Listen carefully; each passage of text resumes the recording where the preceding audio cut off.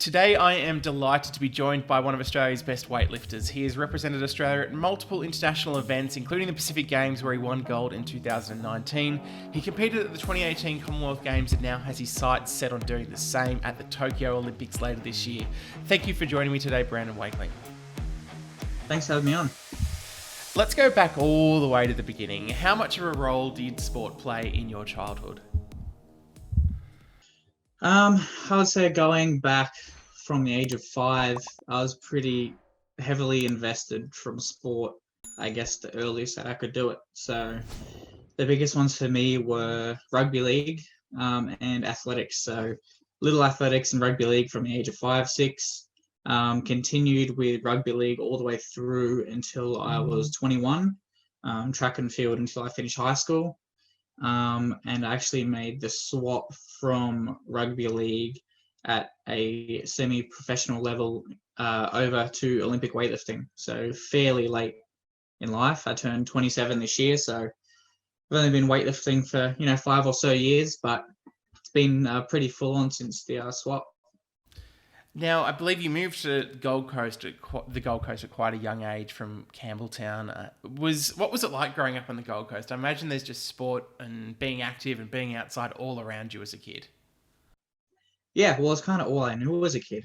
Aside from those two sports, I was dabbling in anything I could, whether it be as Gold Coasters do, doing nippers when they were a kid, to even did like swimming lessons, just like gymnastics, just everything. So for me, sport was like my major thing.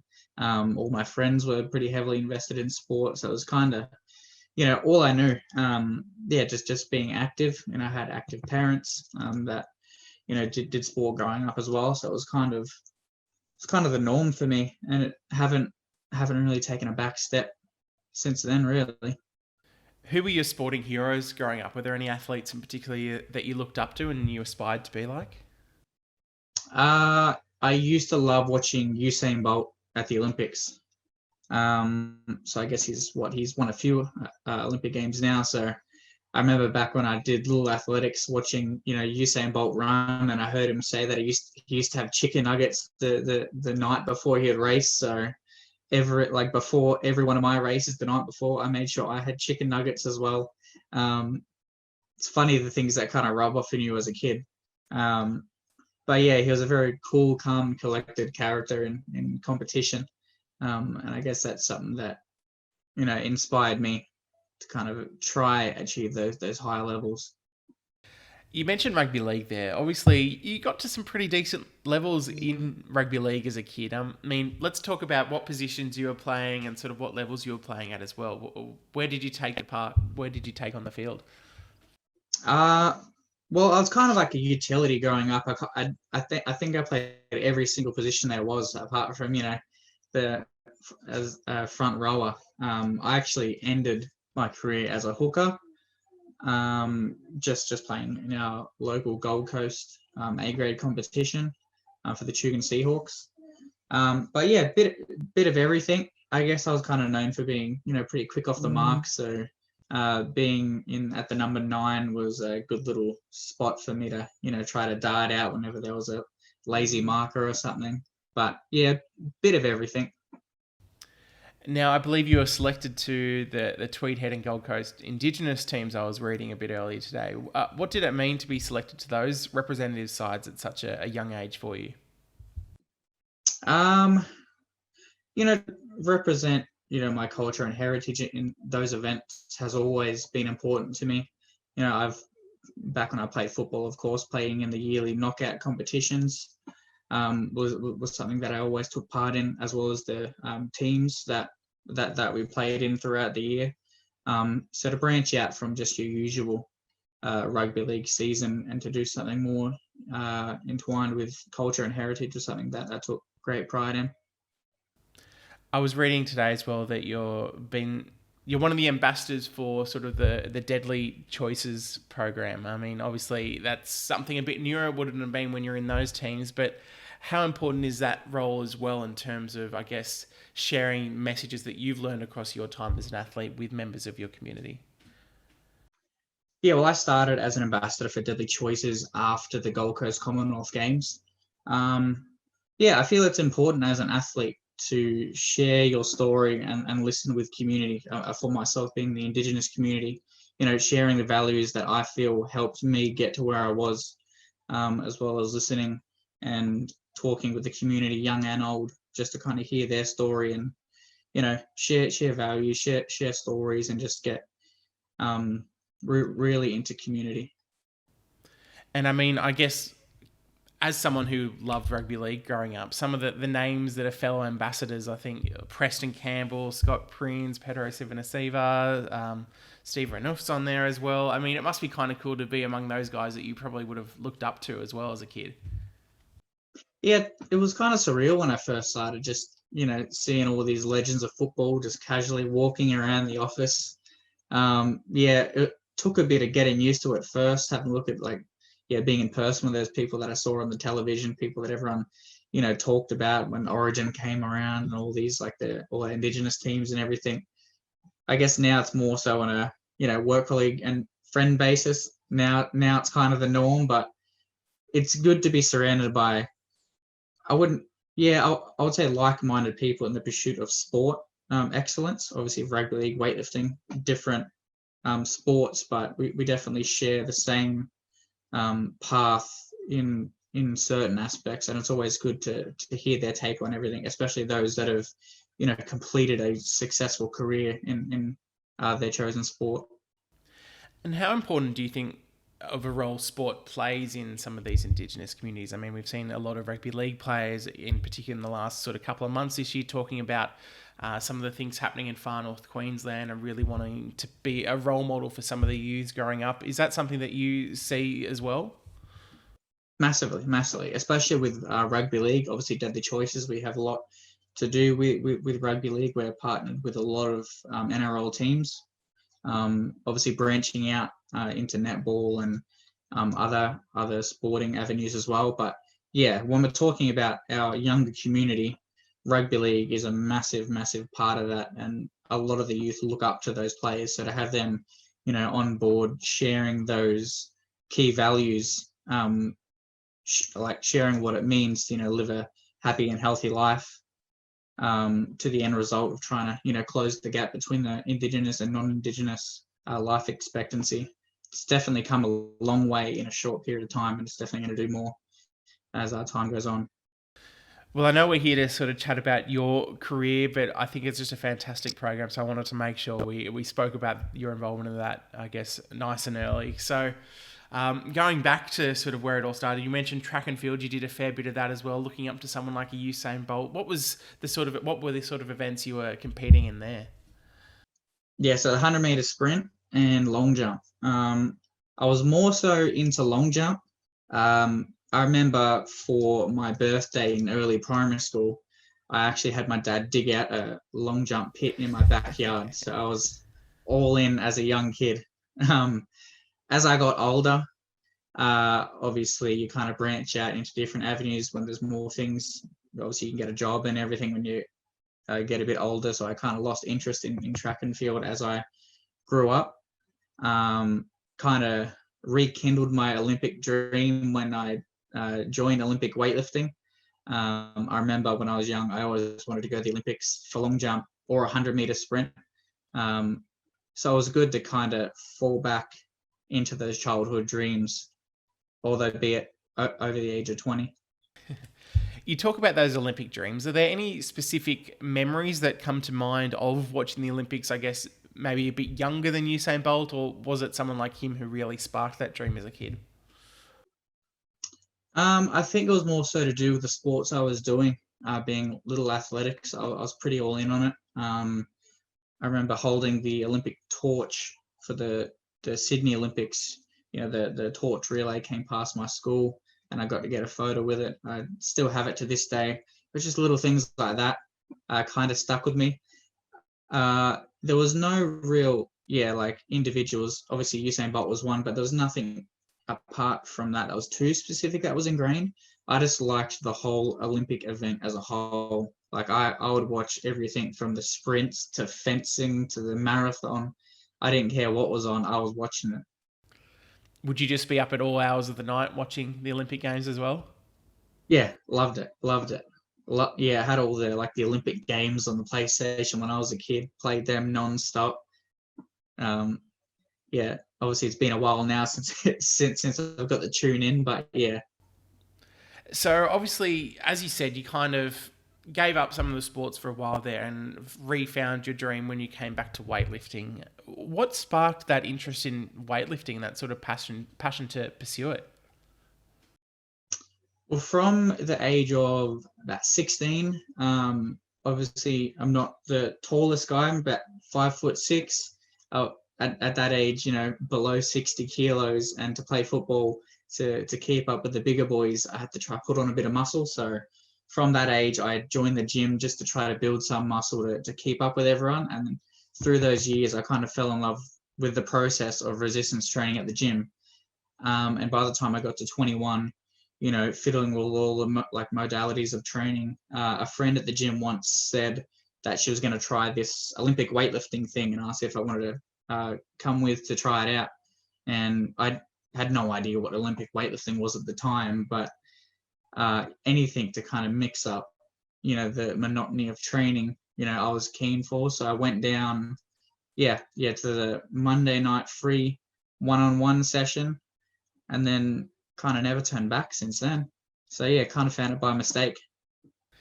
Do you have any memories of when you were watching those Olympics, watching weightlifting, or was that maybe one sport you never really grabbed your attention?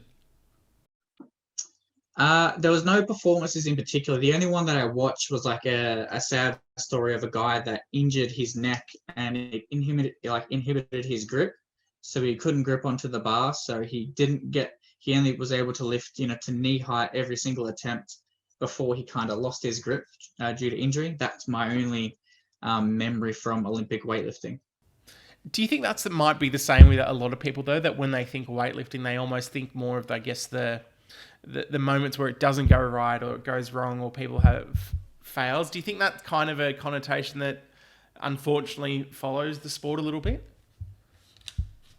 Yeah, I think it's kind of with a lot of sports. Everyone obviously likes to see the heartwarming moments, the ups and the downs of the Olympics. That's kind of the whole aura for it. I remember watching that video of that, I can't remember his name, of the American runner that tore his hamstring during a 400-meter final, and then limped 200 meters to the finish line just to show that he finished.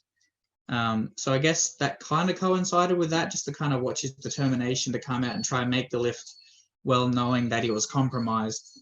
I found that stuff really inspiring. I think that's kind of why that stuck with me. So it's not all the highs that I like to watch, it's kind of the whole spectrum of things.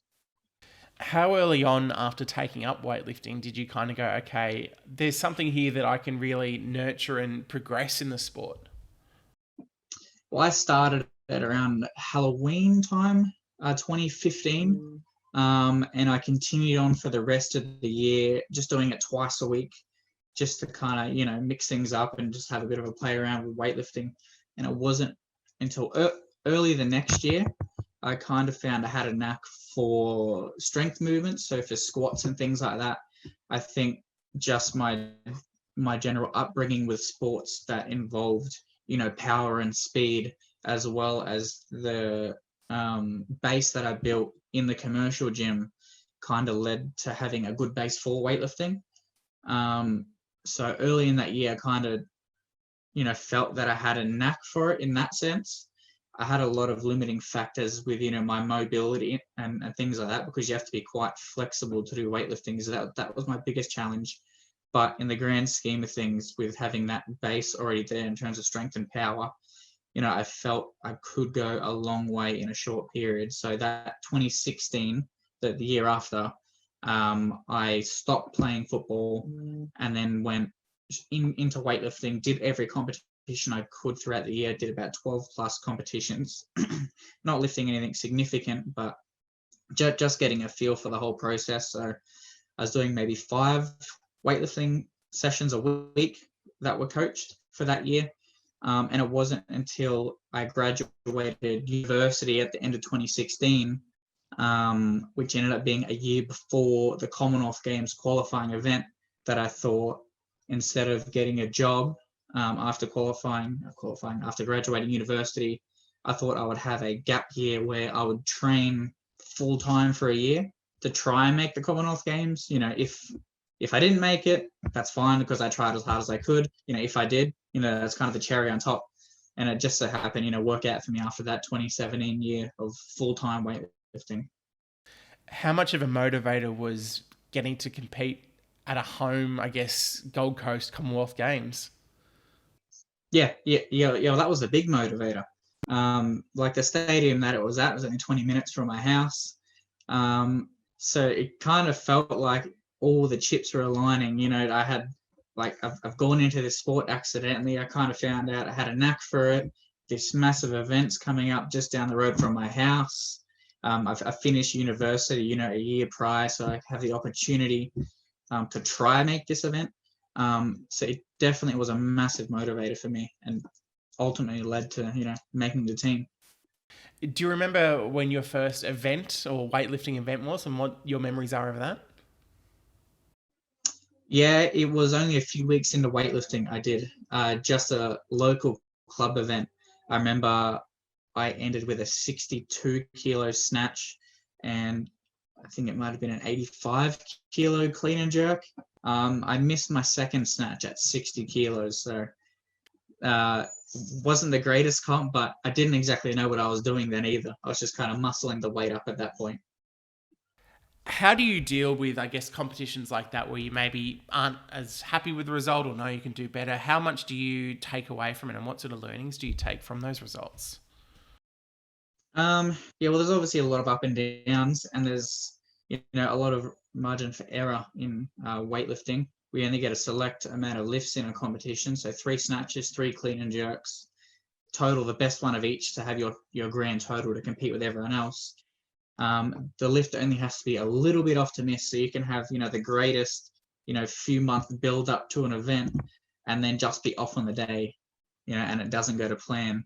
But I always feel that those bad events always are followed up by a good event afterwards.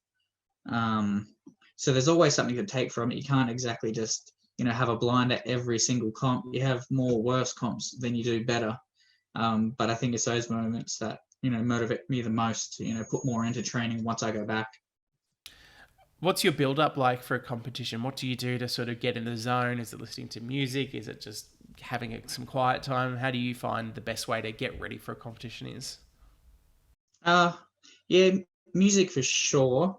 It doesn't have to be anything in particular. I guess it's kind of just to isolate myself a bit, but I don't try to take it too seriously. I think leading into the Commonwealth Games, I kind of took it on a bit too much, put too much pressure on myself to kind of perform at the event, and kind of made it bigger than what it is. So I think now that I've got a bit more experience, I try to play it a bit more casually, and just don't try to put the competition on a pedestal. Just kind of do what I can on the day, and just take it for what it is. I think one of your first big real turning points or a good result was in 2017 when you won that silver medal at the Oceania World Championships. Also on the Gold Coast. I mean, it was all really set up for you to go, okay, I'm just going to stay in the Gold Coast and work my way to the Com Games. What were your memories of that first championship and getting that silver medal and going, oh, hang on a sec, I'm in for a really good chance of making the Com Games here? Yeah, well, that was my best total that I did in terms of our qualifying events. And I'd say that competition there was probably my breakout performance that kind of separated me from the rest of the country. So we could only take, the top rank Australian from each category through. And that one put me, over 20 kilos ahead of the second running, lifter in my category. So that was like a massive personal best for me, that competition. Yeah, it was good to hit those numbers on the platform and finally hit something that I was doing in training to kind of showcase, all the hard work that I had been putting in prior. Because I was doing, 2017, I was doing 11 sessions a week, which are going for, 2-3 hours each time. I was working, odd jobs on the weekend just to kind of make ends meet while I was training full time. So to, have all of that hard work come to fruition on the platform definitely was a good feeling afterwards. What sort of jobs were you having to do to fit in between your training schedule? Yeah, so I had 2 jobs, which I did not enjoy. One was a janitor at a pub that I would clean 3 mornings a week. Um, from 4 till 6:30 a.m. 3 mornings a week. So not the greatest job, but I didn't care as long as I was getting paid to fund my weightlifting. And then I did a night shift at a bottle shop in Burleigh. So obviously not my scene either. I don't drink very often at all, and kind of being around drunk people all the time wasn't ideal. But these were jobs at times that I could take where it wouldn't influence my training all that much. So I was definitely glad when I could quit those jobs, but it did help me get to where I was, and I wasn't too fussed with doing them because I know that I had a bigger picture in mind. What is the professional model like for weightlifting in Australia at the moment? Obviously, you said that you've since been able to kind of quit those jobs to take weightlifting, I guess, full time. What sort of had to go into place to make sure that could happen? Well, being an ambassador for Deadly Choices, for one, was my way to, continue getting paid and get a different job that was more aligned to what I was, to my values. So I work part-time for Deadly Choices. Since, COVID hit, I work part-time also in the marketing department as well. And weightlifting we're just starting to get some funding. So if you lift X amount of weight in a 6-month period, you're able to get, a small monthly stipend, which isn't enough to live off, but definitely helps in the grand scheme of things with training, because it's definitely not a cheap venture, that's for sure. Leading into the Commonwealth Games, I was, spending everything that I had, on physios to dietitians to funding to go to these competitions, which aren't cheap either.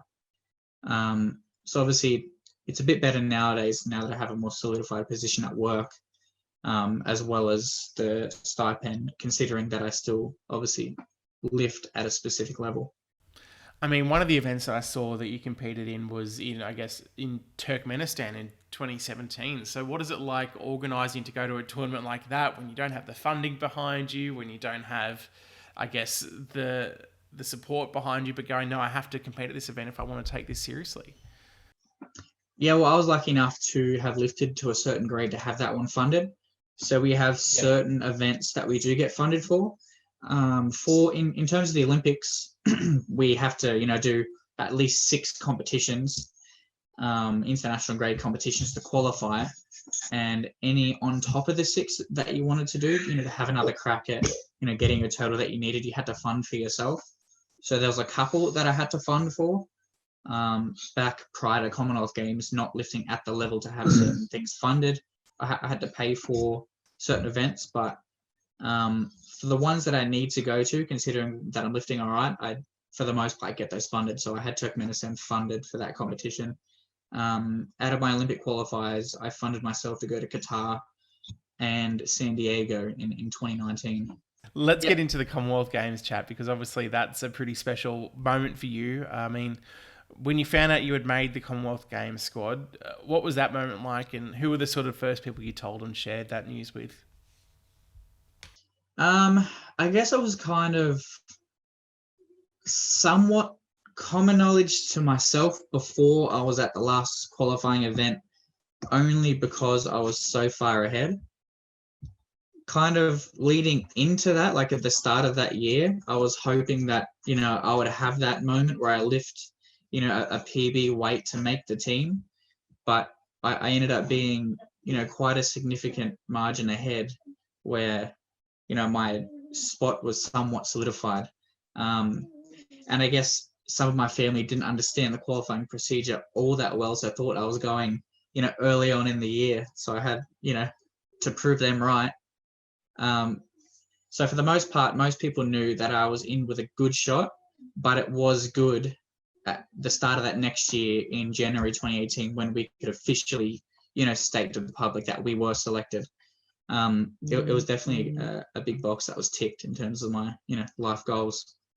You said the venue was right around like 20 minutes from your house, I guess, growing up. What was it like to compete there and have a roaring home crowd cheering you on? Yeah, well, to go from, practicing weightlifting at the commercial gym at midnight so no one could watch to then, competing at an event that's watched by millions of people on TV. I think we had about 5,000 capacity in the stadium. Yeah, it was definitely surreal. It was my biggest event by far. Uh, Obviously, with my limited experience in the sport, the biggest crowd that I would have competed in before that, like 10 times, more than 10 times less the amount of people there. Like I was used to lifting with not many people there, so to have, a massive crowd, all cheering for me because I'm the hometown lifter. It was crazy. It was insane. And what are your memories of your performance there? I believe you finished in seventh. Was that something that you were really pleased with? Did you think you could do better? How did you feel after those games? Uh, Nah, that was probably one of my worst. I wouldn't say worst performance because it wasn't terrible. I only got 2 out of my 6 lifts, so I got my first snatch, missed my next 2, and then I missed my first clean and jerk, got the second one, missed the last one. So I ended with 120 snatch, 155 clean and jerk. So in training, I done 127 snatch, 165 clean and jerk. So I was a bit far off the mark, but there was a lot of hurdles leading into that event, which made it a bit difficult. I didn't have a gym, to train at leading into that event, or really a coach, to look at my lifts in person because our gym unfortunately fell through. So there was a couple months there where I was kind of training, gym to gym until I went into camp. But in the grand scheme of things, I can't really take it to heart too much because I was still kind of in my infancy in terms of my international weightlifting career. So thinking that I was, going to win that event, sure, it was a chance, but I was going to have to do something that I'd never done before. So I think it was a good experience for the long term. In the short term, took it pretty hard on the day that, when the big event came, I didn't get my fairy tale ending for that one, but, weightlifting is only a small part of my life. I can't be taking those things to heart too much. And there's definitely more competitions to come. Yeah, I was going to say, did it kind of light a fire in you knowing that you could compete at this level, you could be better, and that I guess you were so young in your weightlifting career that there were so many more opportunities coming down the track? Yeah, that was my first of many. Since then, I've done, well over 10 international competitions. So it wasn't until I, went further past the Commonwealth Games and gained some perspective to kind of see that, oh, that's just one small slice of the pie compared to what's to come. And was definitely a good learning experience to lead into these competitions to come. I think in the long run, yeah, things like that will definitely pay off. 2019 was obviously quite a good year for you. I mean, really, you had a good performance on the podium at the Arafura Games, and then you win gold for Australia at the 2019 Pacific Games. You've taken that step up to the 73 kilo event by then. Did you find anything in particular kind of inspired that form, or was it just kind of your natural progression in the sport?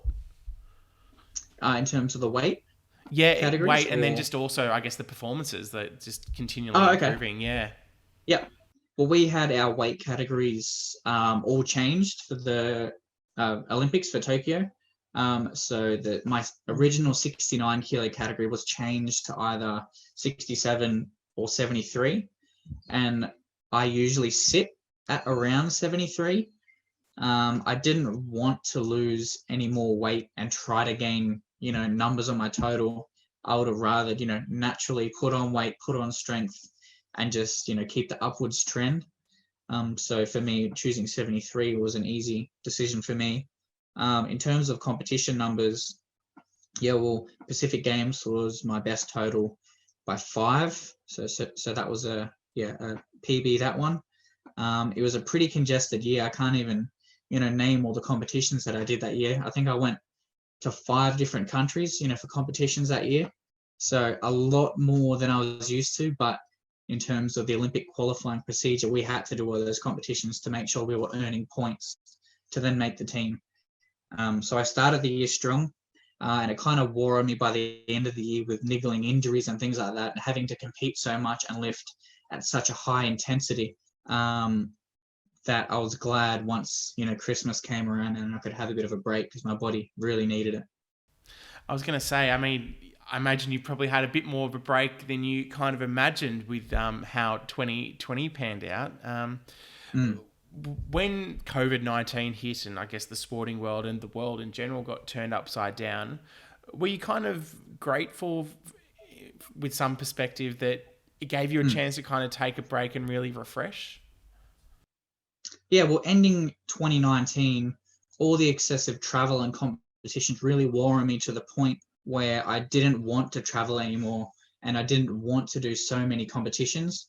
So I moved from, well, technically still on the Gold Coast, but I moved from south end of Gold Coast up to the north end, kind of halfway between Brisbane and South Gold Coast, to limit my travel to training at Cougars Weightlifting Club in Brisbane, which is my new club after the Commonwealth Games, as well as working with Deadly Choices. The office was in Brisbane. So I wanted to essentially halve the travel time when I went to there. And also I wanted to find a house that had a garage big enough that I could set up something that I could train in. So when I wasn't going up to the gym, I could just cut out travel altogether and just put more effort and hours into my training. So I set all that up at the start of the year, just before COVID kind of, gained its traction. So I set up a gym in my garage, thanks to my sponsor again, Faster, who helped me out setting that up. So I had it all set up, ready to go. And then once COVID hit and the lockdown and everything kind of struck, I guess I was lucky enough that I just so happened to have, a gym set up at my house anyway. Obviously, all the equipment and everything flew out the window in terms of sales. So if I didn't have anything set up prior to that, it would have been hard for me to get, anything. So that kind of played out in my favor. And then not having any competitions, I could kind of have fun with, training again, have a long build up, injury free, be able to take care of my body. And then ultimately, it led into a club competition in July of last year, where I had, my best performance by, 12 kilos on my total. So I unofficially broke the Commonwealth clean and jerk record by 5 kilos at that event, which I would put to just, good training, less travel, less competitions, just really, focusing on my training.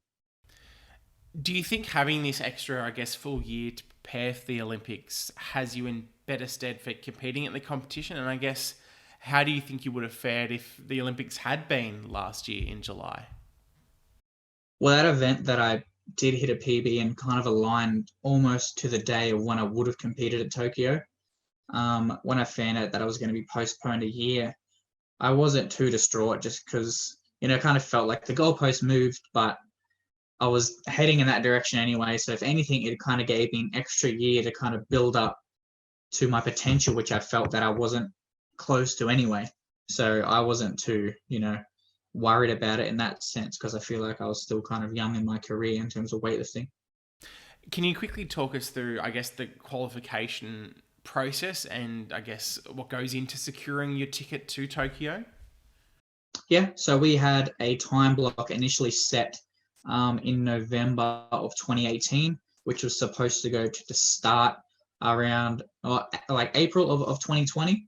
And through that time frame, they split it up into 3 blocks.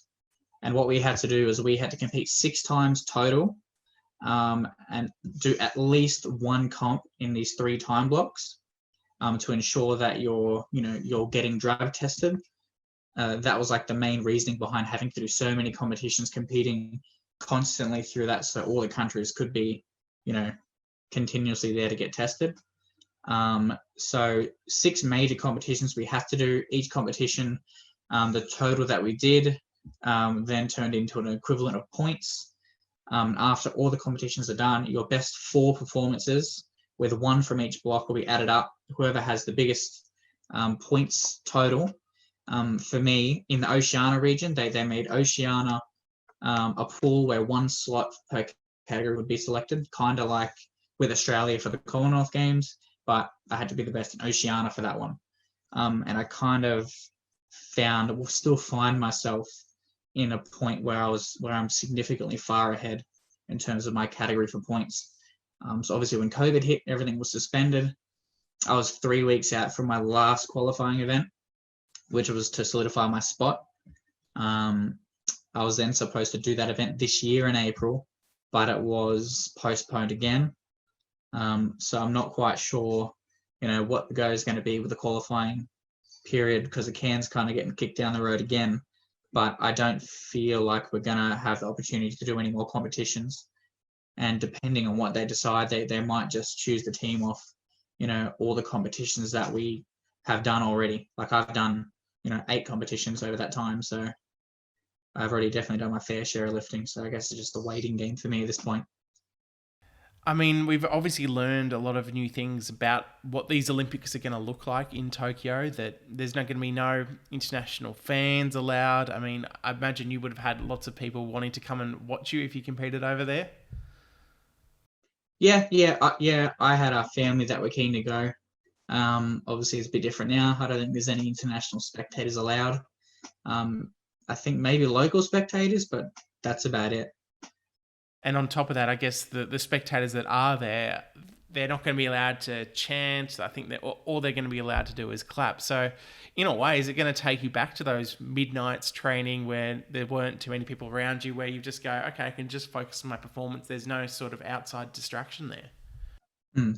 Yeah, well, I guess at this point, I don't mind if the Olympic Games weightlifting event is held in a basement somewhere in Tokyo. As long as I'm there competing at the Olympics, that's the only thing I really care about at this point.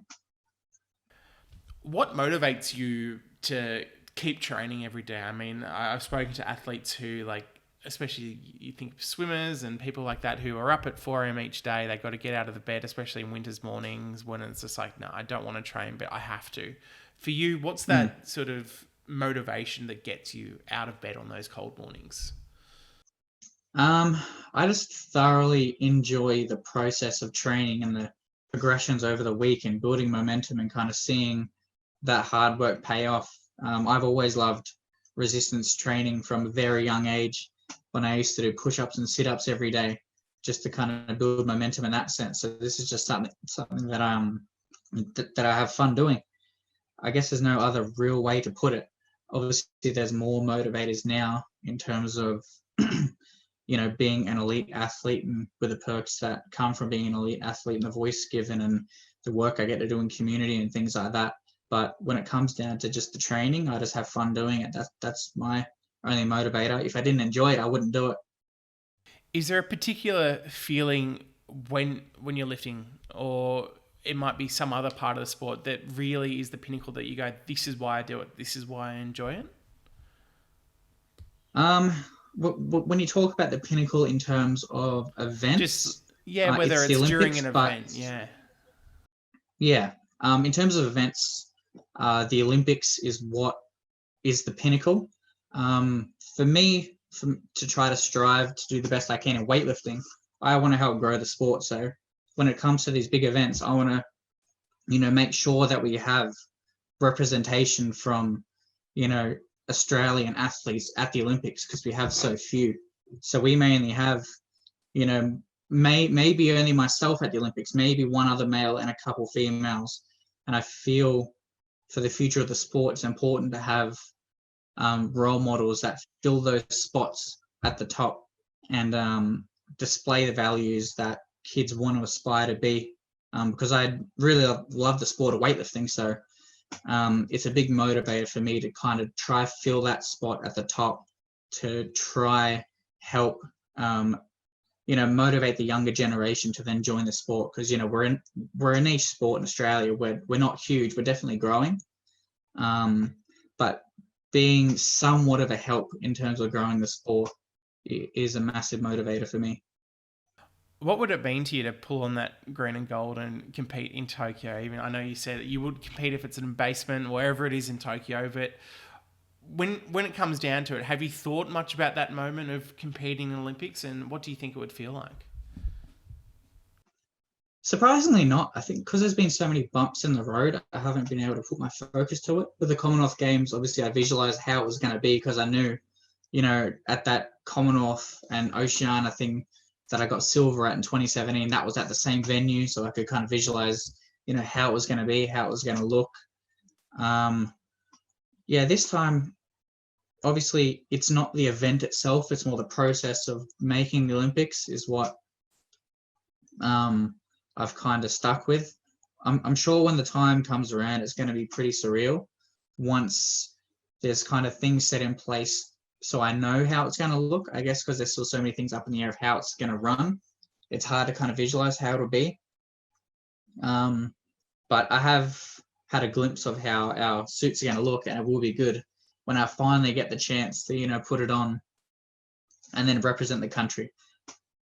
Are you concerned at all about everything going on in the world at the moment? Are you confident that if you do go to Tokyo, that in terms of health-wise and all the security measures, that'll all be taken care of as I guess as well as they can? I can't help but be optimistic. Obviously, I try to be realistic and will be willing to accept the fact if it was, cancelled, but it seems that all the signs are pointing towards it running. For me, it feels like it's definitely running. Until I hear otherwise, I'll keep training as in the Olympics are coming. But from everything that I'm seeing and reading, it seems like it will be going ahead. So I guess my focus is on just making sure that I qualify. Once my name is, announced and solidified that I'm going to the Olympics, I think that's when it will start to become more real for me. It was kind of like with the Commonwealth Games. I didn't think too much about the event until, I could announce it to the public that I was going. So I think once that day comes where it's like, yep, you're going to the Olympics, then it'll really hit home, I think. And I guess finally, the question I sort of ask all the athletes who I chat to for the podcast to kind of finish off is, what are you most proud of in your career to date? Is there a specific moment, an event, or it could even be something outside of your sport that you've achieved that you go, no, this is what I'm most proud of achieving? Overcoming setbacks and then putting that into numbers on the platform. So since 2019, dealing with all those competitions, I had a lot of niggling injuries. I then came back from that, performed well, hit a PB performance last July. It's those feelings when you overcome, obstacles that you have to deal with in the dark at home. Obviously, you have support from your family, but in the grand scheme of things, people don't know too much outside of my circles about all like obstacles that you have to overcome. I think people, that post stuff on social media, it kind of looks like it's all glamorous and easy for people to get to that top level, but there's definitely a lot. So I've had, plenty of injuries, nothing too significant. I'm still, I have an injury at the moment that I'm getting over.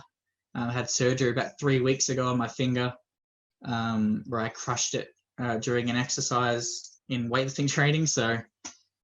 But that's just another bump in the road. I've dealt with these before. I can't feel my finger or lift at the moment, but I'm sure in a few weeks I'll be okay.